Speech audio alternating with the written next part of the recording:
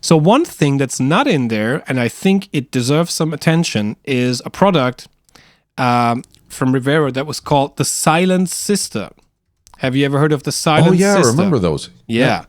So back before we had all these kind of cool things that Two Notes makes, and like all these attenuators with built-in speaker sims, etc., people, if they wanted to record at home, they had to either have a digital solution, which back then really sucked. You know, the tone was terrible because they were just starting with that, or you would need to have a silent cabinet. And a silent cabinet essentially is like a closed cabinet with a speaker inside, and then there is a whole load of isolation going on. And this way you can crank an amp, and most of these things had like attachments to put microphones in there, and then you had like wiring that would go out through XLR collectors. And back then there weren't many options. You had one from Randall. There was an ISO cap from Randall. That one sounded absolutely terrible. I had it once. I used it. I got it once for my apartment because I wanted to record stuff in my apartment, and it sounded absolutely terrible. And it's not because people might assume that, well, it's a speaker in an isolated cab. You put a microphone in front of it. What can happen? But there's still air moving around, and that has to go somewhere. And there is still some sort of, not a reflection, but a resonance. And that resonance is going to weigh into whatever comes through that microphone. So when I tried the Randall ISO cap, it sounded nasally as hell. And it felt like the only thing it had was mids and nothing else. No more information, just mids. So that got thrown out. And then I actually got myself a Silent Sister to test, and that was a blast. That was a blast because Paul Rivera took way more time and was way more into. Let's just get the. So that's the Silent Sister. He was way more into like, okay, how can I make something that doesn't have these issues with all the resonance? So he actually created pathways for the sound to be diverted. So the resonance and like some of these weird, not reflections, but some of that stuff would not end up in the microphone. So that thing definitely deserves some credit because it was, back then, it was the only proper solution for home recording, cranking your amp, being able to crank your amp. And yeah, sadly it's not around anymore because now there are these other solutions, and he has the Rock Crusher, and we have all the stuff from Two Notes and the aux box and whatnot. We have all these other solutions. But yeah, I just wanted to point that out because back then nobody seemed to pay attention to it. But it was to me that was like the only really usable isolation cabinet.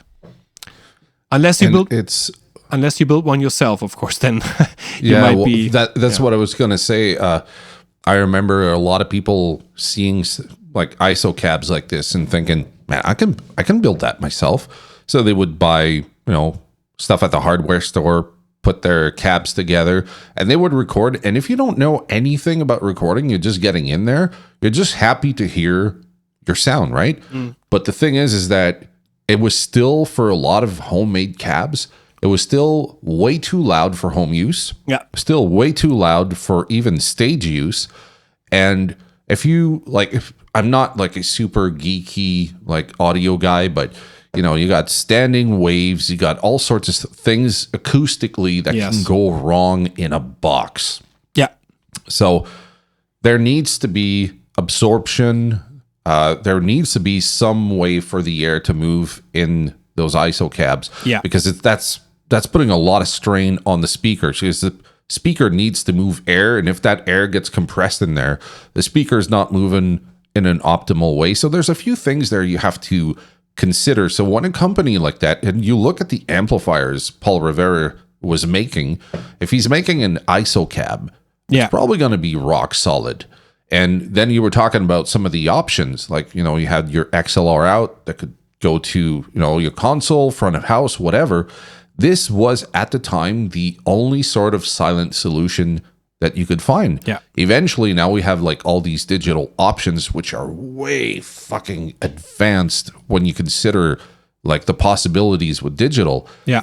But if you're to ask me my opinion, like if I could trade in my 2 Notes for an analog solution, I would go 100% with an ISO cab, because those are so fun. You could use whatever microphone you want. You can experiment with mic placement.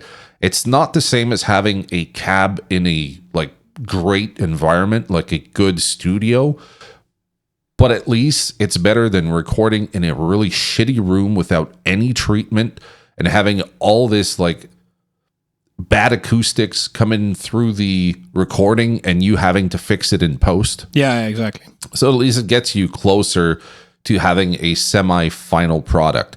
Now, if you're using 2 Note stuff, of course, you don't have to run into that because they've accounted for that when they created the IRs. Yeah. But some people will swear that there's a massive difference between putting a microphone in front of a speaker and having moving air and an IR. Personally, I've made the test between both of them. The only real difference is that the IR is static. So that's that microphone that many inches away from the speaker. That's it. While if you record with your own microphone, you can move it around to your heart's content, change microphones like you want. Of course, there's a little more flexibility with the analog part. Yeah. But, you know, if you consider something like that, like if you can get your hands on one and have it in your home studio, that means, you know, you could use whatever microphone without bothering your neighbors. Yeah. It's still a great option even today.